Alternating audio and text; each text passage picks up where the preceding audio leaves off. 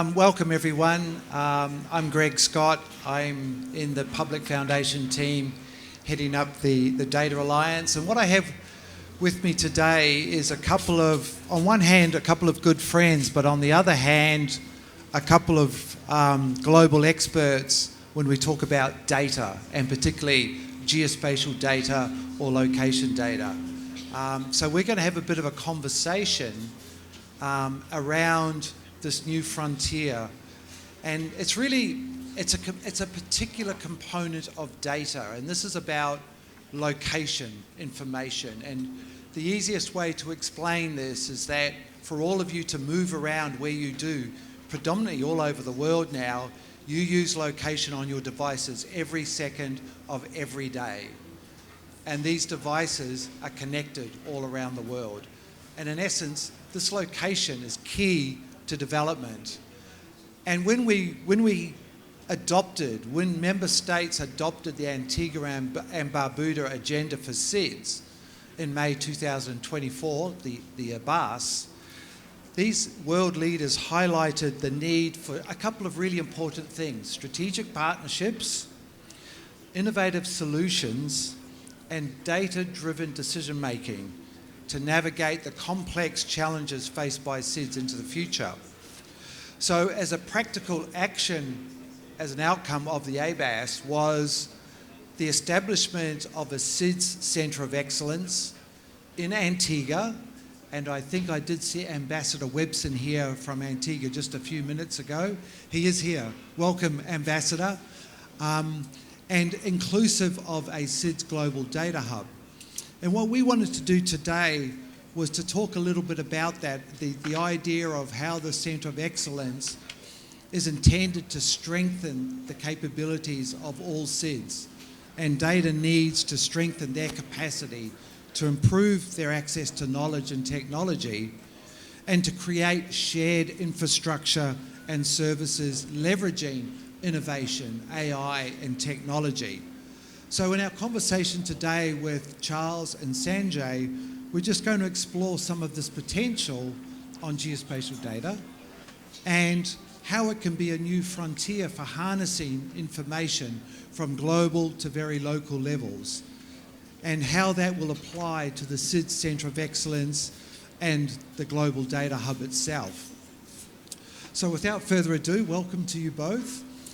By background, Charles leads a lot of the work with one of our partner organisations, Esri, in the non-profit and international area for Esri, a global geospatial organisation.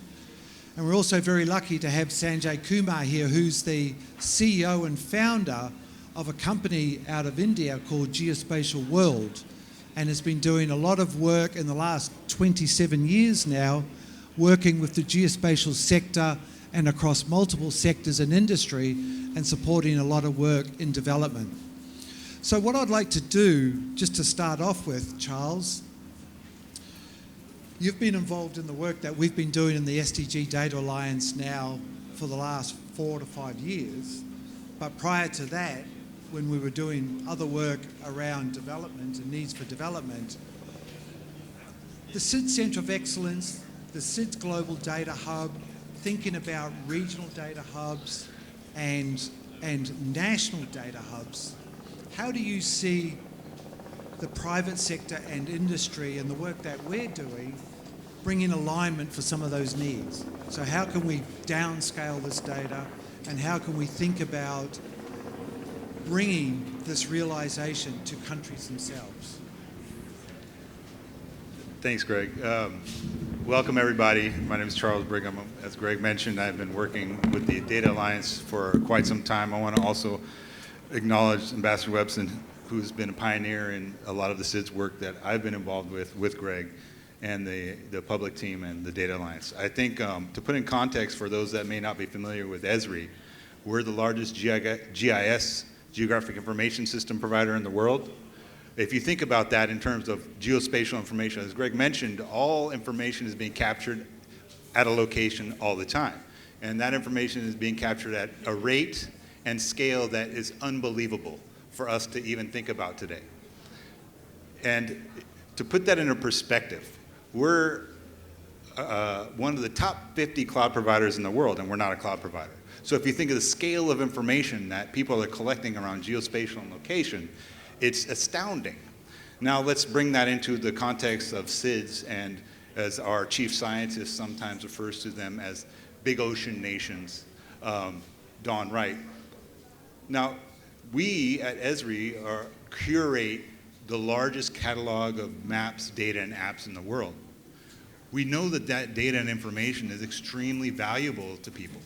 What we're trying to do through the work we're doing with SIDS and other IDA countries, International Development Assistance countries as defined by the World Bank, is to provide them the ability to use geospatial information at the rate that they can consume it, and then provide a way to inform their policymakers and decision makers on how to implement specific projects and activities that will benefit society. How do we do that? We do that through a number of ways. Through the Data Alliance, we've been providing technology, specific support directly to countries through the Data Alliance and through our partners, such as Sanjay here at Geospatial Media represents, and others. And we've been doing that for years, not just in the SIDS context, but in the development context. So for SIDS specifically, we have a treasure trove of information through a lot of our existing systems, such as the Living Atlas of the World, and our partners that collect data on oceans, marine biodiversity, and other disparate and related data sets, trying to bring those partners together, as well as Esri itself, to showcase the value of geospatial information in the countries and to teach them how to use these GIS tools. One thing that we really focus on is making those tools available to people, but not only available, easy to use. So we're providing products that are easy to use to countries for their understanding, decision-making, and most of all, impact on the ground in terms of the use of geospatial information, how they implement specific projects and activities. For the Data Alliance itself, this comes in terms of funding, this comes in terms of software, and it comes in terms of the most important element, people. Yeah, thank you, Charles. And I think a key message here is supporting SIDS as much as we can to bring them up the data value chain. So they have data resources, but they're disparate, they're fragmented, they're not always brought together or connected across different agencies and jurisdictions. So the key element of this is using these technologies as an integrator and to lift them up that value chain so that they can take data to solutions and services and impact. And that's going to be critically important for the ABAS over the next decade or so. Sanjay, I know that Geospatial World advocates for the integration of this data, as we've just been talking about, and a lot of effort in national development strategies, partnerships, knowledge sharing, capacity building. In terms of SIDS, how do you see this being applied specifically to small island developing states? And do you see, or are you involved in efforts that are underway to grow these country capacities and capabilities? And how do you see an organisation like Geospatial World doing that? Well, thank you very much, Greg. And first of all, thanks for the invitation and embracing Geospatial World into your ecosystem. Well, I'll answer your question in two parts. First of all, you got to see what is the technology trend. We live in fourth industrial age. Some may say that it is an age which just began, but actually it started with all the information revolution, almost after 1950s. It matured from information to economy as a data economy to going forward space economy, and then we are moving towards autonomous economy or AI economy. So technology has been at the forefront of, I would say, digitalization, and digitalization has been an enabler of economy and society. So when you talk of data ecosystem, how many of you are using a phone today? Everybody? And you probably used maps to come here or go somewhere despite knowing the route. you still use maps. That's kind of real-time mapping. But what I want to just tell you that, just leave the maps behind, but what you get in your phone is the timing. And the entire digital world is connected on that timing. That's why every time, every device has a single time. And that is all coming from space. Do you know this? No. And any kind of disruption in the space can actually kill that entire ecosystem and can kill that entire economic value around you. Why I'm bringing this is because today space infrastructure is at the bottom of entire digital ecosystem in the form of communication satellites, GNSS satellites, Earth observation satellites. And then comes the geospatial information infrastructure, which actually talks about you, where is what. And if you cannot measure what is around you, you can never manage it. So in my perspective that, the geospatial infrastructure or geospatial data infrastructure is a very critical foundation for the data infrastructure or the digital infrastructure which you talk about. And then you get into the economic, transition through applying these technologies into various sectors of the digital public infrastructure, which you can have for any segment. Now coming back to the SIDS. Most of the SIDS are small countries in a very vulnerable zones, primarily to disasters and various kinds of disasters. So look at how do you use information system for modeling every asset which you have, and then create a more disaster resilient infrastructure. You got to manage what kind of disasters you are prone to. Is it cyclones, earthquakes, floods? And accordingly, geotechnical evaluation of infrastructure and using building information modeling, digital twins, all that is so important because mitigating disaster or rather preparing for disaster is much more important than actually just supporting disaster relief. We first should not let it happen. So cost on your investment or return on your investment in the technologies probably multiple times. You cannot imagine. You can create infrastructure which can deal with the likely disasters, and that will disrupt your journey much less. And that will be the value which comes to you. So from a SIDS perspective, I would say that if you're building a national development strategy, please do not hesitate in investing even 3 to 5% of that investment into creating technology infrastructure. And when I say creating technology infrastructure, does not mean that you have to create products. You have technologies available, you have programs available which can guide you. For example, like you can use several information being provided by UNGGIM, or you can use information being provided by UNOSA or several other organizations and build upon that. So I think creating a disaster resilient, in fact, there is a new initiative known as Coalition for Disaster Resilient Infrastructure, which is one of the UN initiatives. And actually, they have tons of case studies and information available to support you that. So that's my initial comment, Greg. Thank you. Thank you for that initial comment. That was really well detailed. Charles, Ambassador Tone here was just a few minutes ago. I'm not sure if he still is, but thinking about some of these data sets you were talking about, and if we said, okay, let's take this down to the level of the Kingdom of Tonga. In just a couple of minutes, could you maybe describe to the audience what a data hub, for example, would look like for the Kingdom of Tonga and how we would go putting that together? Just very, very quickly, to give folks an idea that this is very much from a global to a local level. Yeah, sure. So, there's, as Sanjay mentioned, there's existing data that even I don't know about, and I'm around data every second of the day. Massive data sets that we all can't understand as one person. So we need a community to facilitate that. I do want to say that the GGIM community is a very good community to tap into that. But if you can harness some of the existing data sets for your given locale, for a given country, for a given SIDS country, you can start to build that initial infrastructure. You can start to build that service layer that can provide insights into what you might need into the future to do some of this predictive modeling. So what we have been facilitating in the Data Alliance is the development of that type of infrastructure, the development of what's called a data hub, what's called a map portfolio. What these are actual products derived from that service layer.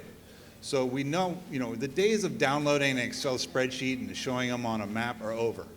I mean, people can try to do that, but there's much faster, more efficient ways to use information. You don't download data from Twitter. It goes directly into your phone as a service. It's the same with geospatial information. That information is streamed across services and available to those that make it openly available. So, as Sanjay mentioned, there are existing data sets to use. There's also proprietary data sets. There's data sets that Esri provides proprietarily and openly. Any country can use them. What we're doing with the Data Alliance is not only using those data sets, but specifically curated data sets from our private sector partners, as well as our public partners, and pulling those data sets into what's called a hub technology. People use the word hub loosely. I'm gonna start a hub. This is an actual technology that you deploy using our Esri technologies called ArcGIS Online. You can also do it in an enterprise internal infrastructure. But that's a technology, it's a tool. And all it does is allow you to pull in different data sets and populate many different applications at once. So you pull in data sets and you populate applications that serve a purpose. And what we've been doing with the Data Alliance, specifically with Greg and with specific small and developing states, is trying to understand exactly what their needs are in terms of application development. What do they need to understand resilience in terms of road infrastructure, in terms of school infrastructure, hospitals, drive time analysis, walkability. Those types of things can be done today without significant financial uplift.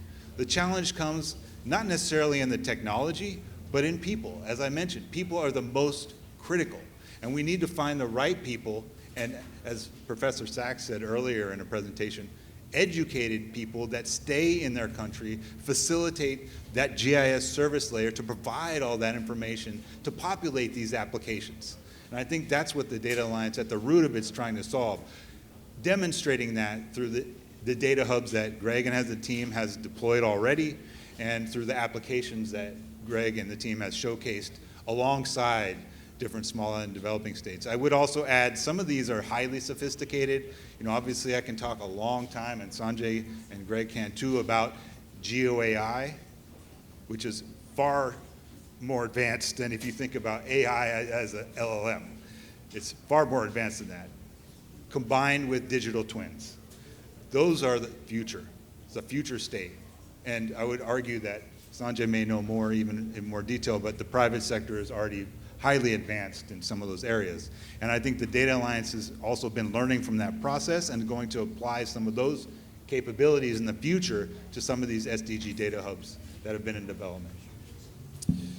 So given that we're very quickly running out of time, one of, I guess, this conversation is that the Data Alliance has had a strong partnership with Esri now for many years. All the work that we're doing is leading into and contributing to the SIDS Centre of Excellence and the Global Data Hub. That's vitally and critically important.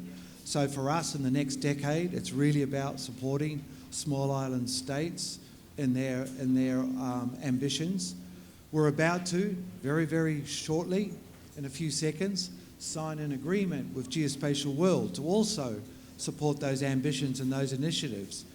And as I close out, Sanjay, can you just, you've got 30 seconds, why are you doing that? Why is this so important? So sustainability is embedded in our organization's DNA right from 27 years when we were known as GIS Ad Development. And we're taking that forward together with the Public Foundation to actually help support, contribute, and empower those countries to develop strategies which can address the fundamentals, This is where we really appreciate the contribution of Public Foundation and their network and their commitment, and we can just ride on top of that as a geospatial layer into your information system and actually help you build that better, and that will actually create so much of satisfaction to so much of in the technology and policy world. So that's the purpose. Thank you. Thank you, Charles. Thank you, Sanjay, and thank you for your attention, and we will have a signing in just a moment. Thank you.